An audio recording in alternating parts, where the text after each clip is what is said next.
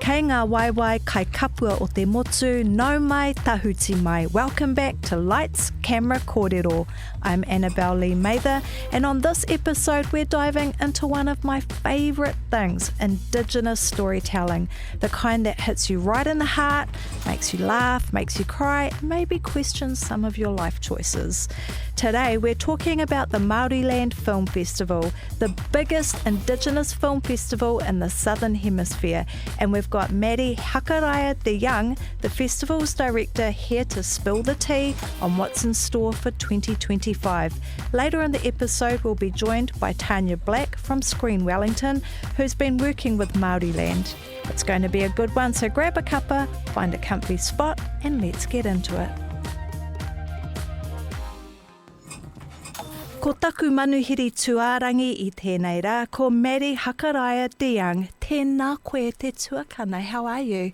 Kia ora, I'm good, thanks. Madeline, you have been a major force in Indigenous filmmaking, not just in Aotearoa but internationally. Can you take us back to the festival's origins? What was the driving force behind Māoriland and how has it evolved over the years? It all starts with a good story, a good film, I think. Back in 2012, my auntie Maddy Hakaraia and her husband Tainui Stevens made a film on our marae called The Lawnmower Men of Kapu. And it was about celebrating our aunties. She wrote it for the aunties to have them on our marae and then roped in Sani Arahanga, Rawari Paratene and Rob Mokaraka to play some cheeky uncles. And then she had to find the lawnmowers. And so we reached out to my auntie and uncle, Pat and Tanya Hakaraia, who own a lawn mowing contracting business. And they nervously, I think, said, you can use the lawnmowers, but we're going to keep a close eye on you. And for the whole whānau, it was the first time that they really got to see the inside world of making a film. And then even better, the film started to travel the world. And so the Lawnmower Men of Kapu ended up going to over 30 film festivals all over the world. And back here in Aotearoa, won a People's Choice Award at the Wairoa Film Festival.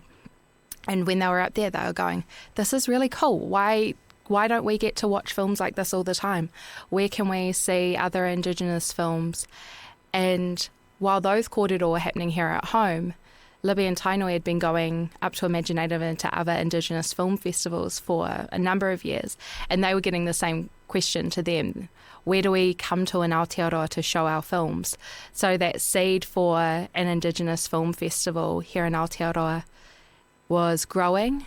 And then in the background, back in the 1920s, an Australian film company came out to Aotearoa looking for where they could possibly host their production company, and at the time they were using film, so they needed a really specific type of white light to do their work. And they got to Ōtaki and they described it as having this potent white actinic light that was perfect for filmmaking. So they set up shop, they called themselves Māoriland Films, and they made 6 films over the course of the 6 months that they were in action. One was a Charlie Chaplin kind of style comedy, and another was the funeral and tangi of Hene Tere, who was one of Te Rauparaha's nieces. And so there's a little fragment of that film in the archive in Ngā Taonga. You see a glass carriage being driven down Ōtaki's main street with her casket on it, because we take a procession from Rauko Marae down the street and around to Rangiatia or to Pukikaraka, our churches around town.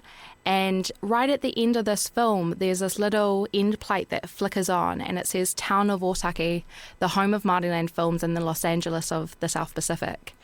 And so when Libby had been working in documentary, she'd come across that end card in the archive and had put it on her fridge.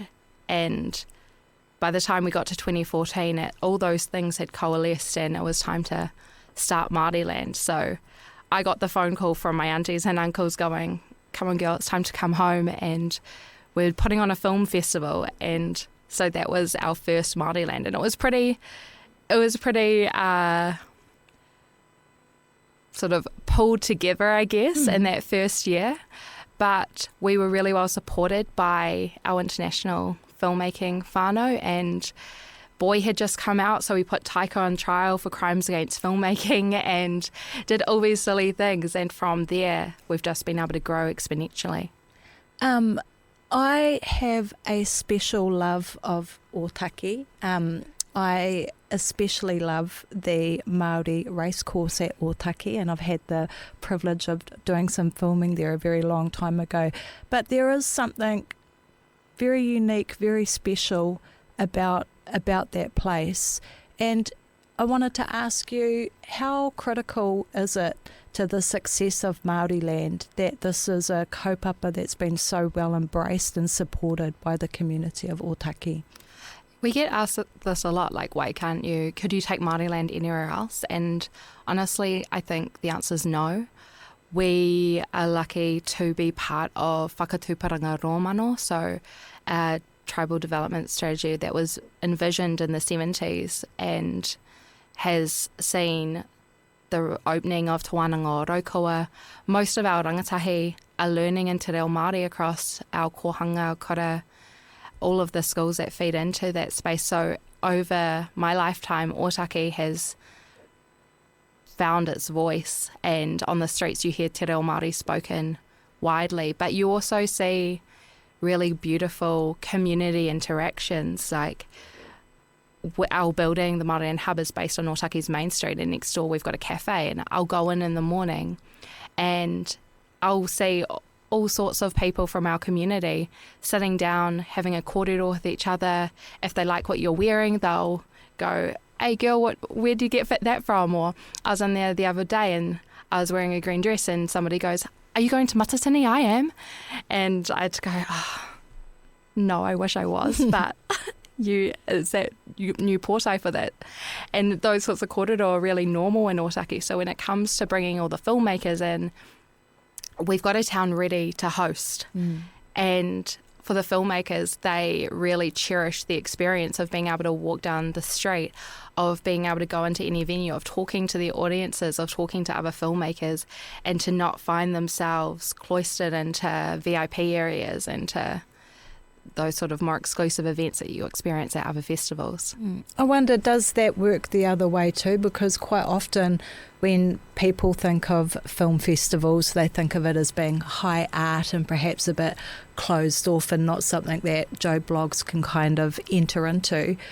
But it's a bit different in the community of Ōtaki, right? Like they're quite engaged. This is a kaupapa that's open to everyone and embraces everyone. Yeah, absolutely. And in growing that understanding that film is something for everybody was our first mission, I guess. You know, we knew that there was no way that we'd survive in Ōtaki if our community weren't behind us.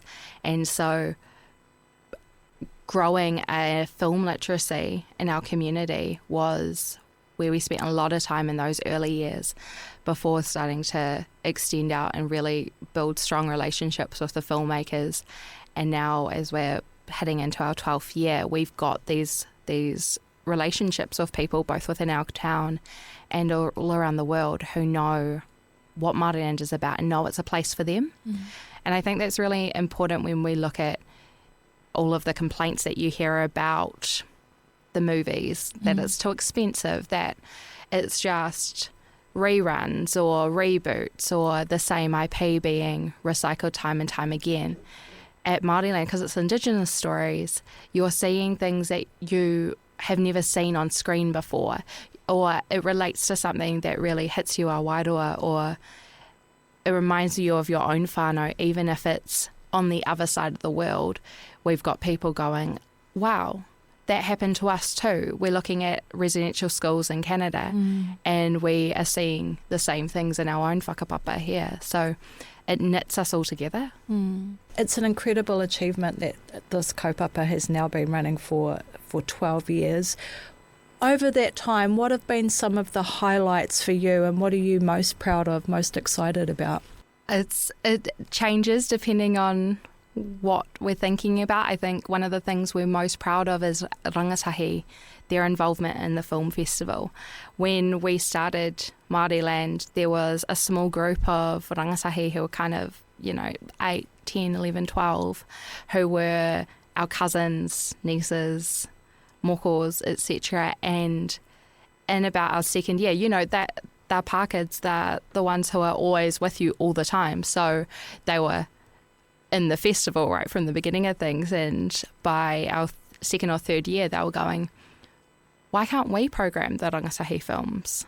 Why can't we do this? And so they formed a group called Ngā Pakiaka, who are the roots of Māoriland. And over time, that rōpū has grown and extended to involve rangatahi from all over Aotearoa, of all ages. And the idea of Ngā Pakiaka is to nurture the attainer coming through who want to have the same opportunities, who want to work in the screen industry, to show them that who they are is something to be really, really proud of, and that to be Māori is they're part of a global community of iwi takitaki who are also striving to learn their language and tell their own stories. And so, and that they can do that from really small communities, that they don't have to leave home to be part of this big world. And so when we see them stand up at the festival or move into other roles, because 12 years on, some of them are now working in the industry, making their own films, are going to festivals in their own right. One of them, Bailey Poaching, is in a Netflix series called North of North, which we're really excited about for him. And so to see that grow and mature is something that I'm really, really proud of. That's such a beautiful whakaaro that, you know, our rangatahi don't have to abandon their tūranga waiwai to experience success and to be able to delve in and explore these really exciting industries like the film industry. I wonder, you've got some really exciting films that are being shown this year. Would you be able to talk us through some of them? Because again, it's about bringing those huge kaupapa into Ōtaki for the community there to be able to enjoy, and others as well. Yeah, I think one of the films which we're really excited about is our opening night film, Kōrero. It's directed and written by Kath Akuta Brown in her debut feature film, and it stars Hinatu Dell and Darlene Christian, Tokohi Tūhaka. It's a road trip film about these two wahine finding themselves and finding their way across the motu. But one of the things I'm really excited about that film is that Ngāti Porou are going to show up in force, that they're coming down by the van load to celebrate their purple hōka. scarves waving.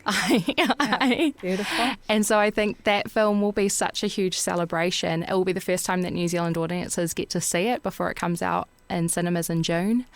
And one thing I love about this year's program is that the power of wahine storytelling is on full display.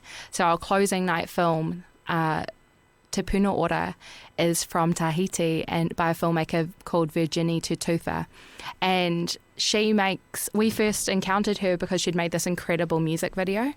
It was just so beautiful to watch. But this documentary is about the women of Moria who are fighting to maintain their way of life, to protect it from the expansion of hotels and tourism, which I think you see mirrored across the Pacific. You know, the world sees what they know of Te Moana Nui Akiwa as beautiful beaches and relaxation and cocktails in the sun.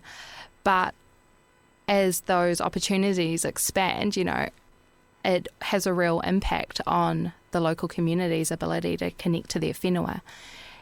That story is kind of repeated in a different way in Standing Above the Clouds, which is about the fight to protect Mauna Kea from the expansion of these massive satellite bases on the top of the maunga. And that maunga is the tallest mountain in the world in terms of its distance from sea level.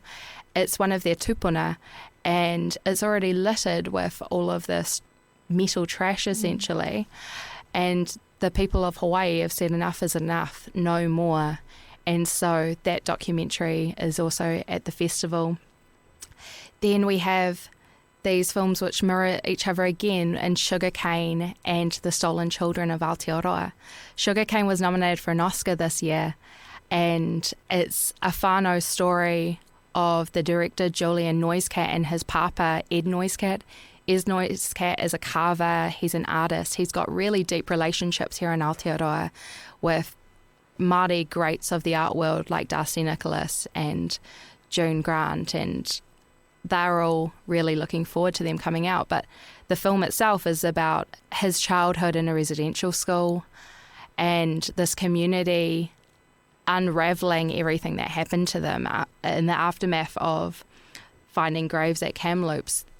There's communities looking into the histories of their residential schools and literally unearthing their whakapapa that has been dismantled from them, which is very similar to what Sani Arahanga's done with the stolen children of Aotearoa.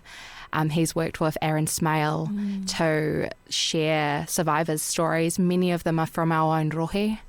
And so that film, it will be its world premiere before it goes to Whakata Māori following the festival.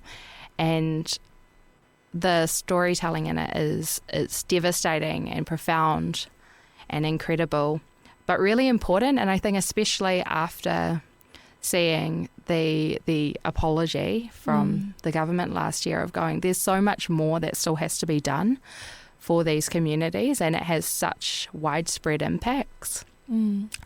So there's a lot of Indigenous history in the festival, but there's also films that are a real joy and bring light. So Chantal Murray's film The Lost Tiger she's the first Indigenous Aboriginal woman from Australia to direct a feature film, an animated feature film, and she's worked with Universal to do this. So if you imagine a film like Zootopia with really vibrant colours, amazing characters, and it's about this young thylacine, the Tasmanian tiger, who we think are no longer with us, but he's grown up with a family of kangaroos who are kind of in the lucha libre style fighting performance business, and it's about his search for his whānau, and it has a really gorgeous ending. We also have Shrek Katahi Te Koroke,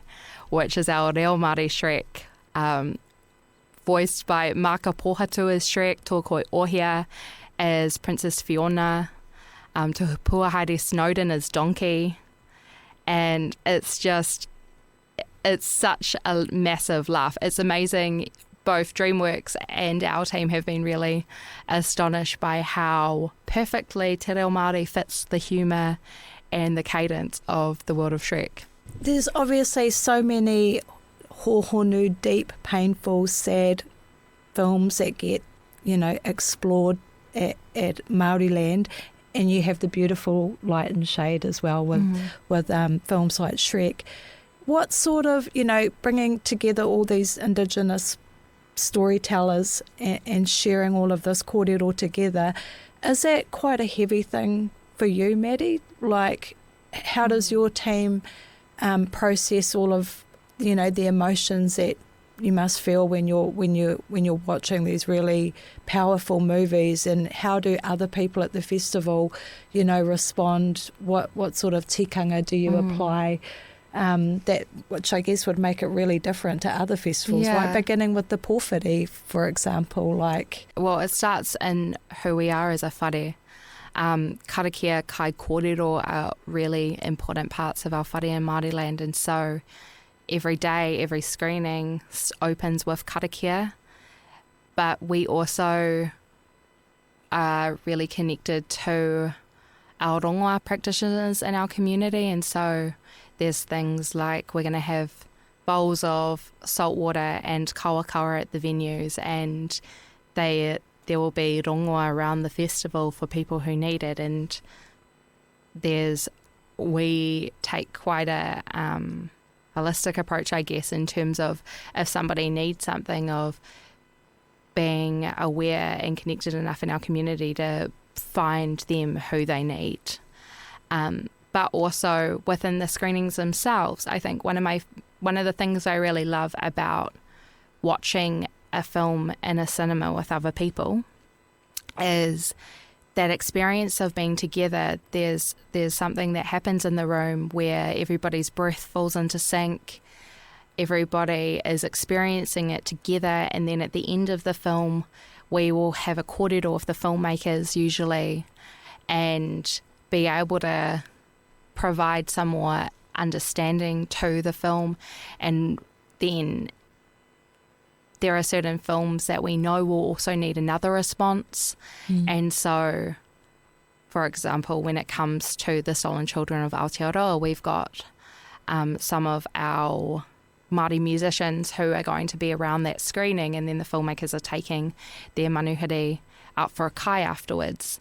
And those spaces of being able to stop and have a kōrero after a film, we find that in of itself is a great healing. But also something I really admire about all of our storytellers is that it's very rare that they leave you on like a stiff note. Like they're able to tell these stories in such beautiful and joyful ways, no matter what the subject matter is that they leave you with something to take away from it and to put out into the world in a positive way.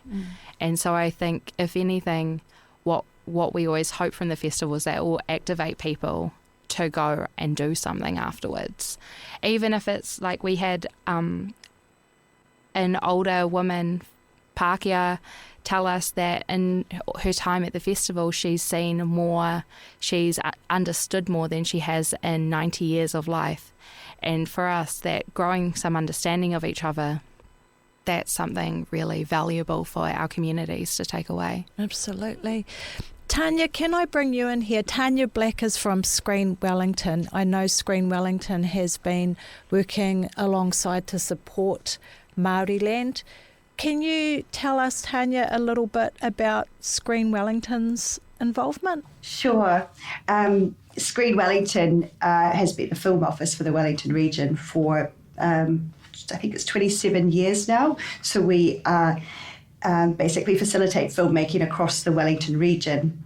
Our involvement with Māoriland as a film office really started when Wellington was recognised by UNESCO, the United Nations Education, Science and Culture Organisation, as one of these creative cities of film. So the cities all around the world recognise for their creative industries. And for us, we expand the word city to mean the whole Wellington region, because Māoriland is very much a part of the reason why the Wellington region is recognised. It's for that rich heritage of filmmaking, but also those places and areas where engagement with film culture, especially Indigenous film culture, is prioritised.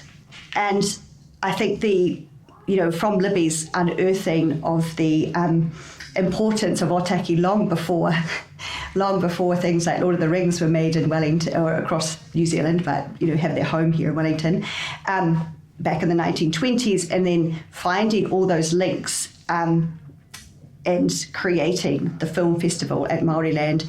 And of course, Māoriland is so much, the festival is that kind of marquee event, but there's so much that happens, and we're so grateful for the effort that goes into developing the rangatahi voices at Māoriland throughout the year, and many other opportunities. So each year, since being recognised by UNESCO, we said this is a priority to support and, where we can, help create opportunities for more of the people across the region to attend and have that wonderful engagement with Indigenous film that Maddy was just talking about there. So I think from 2019, and then obviously the COVID years, we had to sort of, there was a lot of manoeuvring done, but we basically worked out ways that we could support film students from Wellington, high school students, to remove any barriers that they were facing to get up and experience that Māoriland Film Festival. And we've also supported some industry activity as well. More recently, I had the pleasure of travelling with Maddy to one of these UNESCO Creative Cities conferences. They wanted to understand how these cities they'd recognised were supporting the development of youth. And so these are from cities all around the world, we felt it was important to have Maddy, who's been such a huge part of the rangatahi development program. As she said, they've really led with their own voice there, but they have been an integral part of growing the festival, and in return they've had amazing programs to help develop their own voices, which is so key if we're to have a sustainable film sector across Aotearoa, but especially in our Wellington region, that we have strong Indigenous voices. So we asked Maddy if she would come along and talk about the Ngā Pakiaka and the match program, etc., at this event.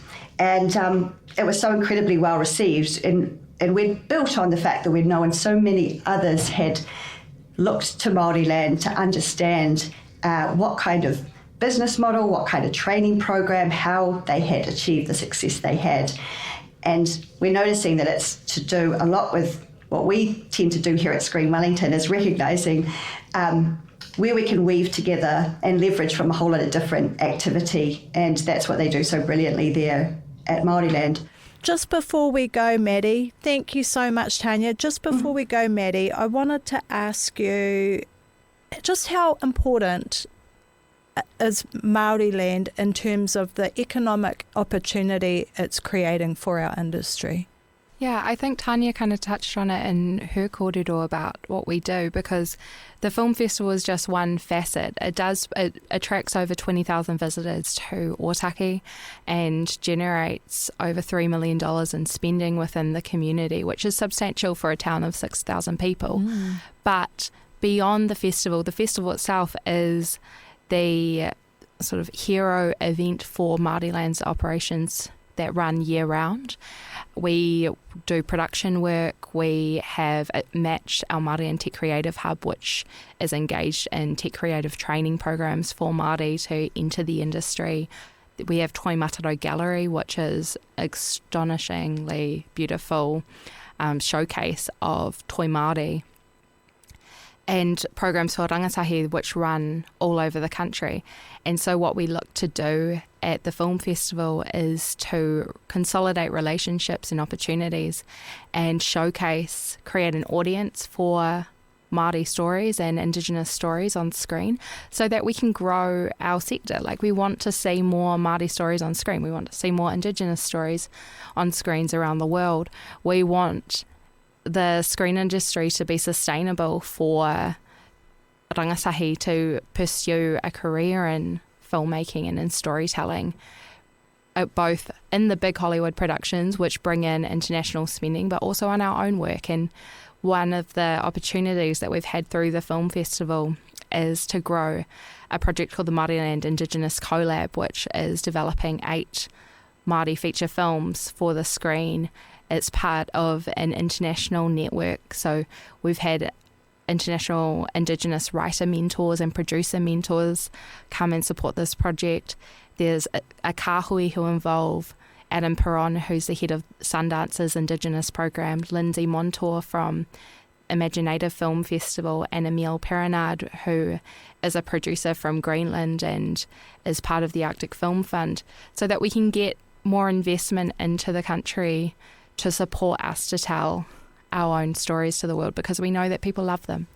And so we can see more people recognise on a global stage for their talent and for our kōrero. Tēnā koe.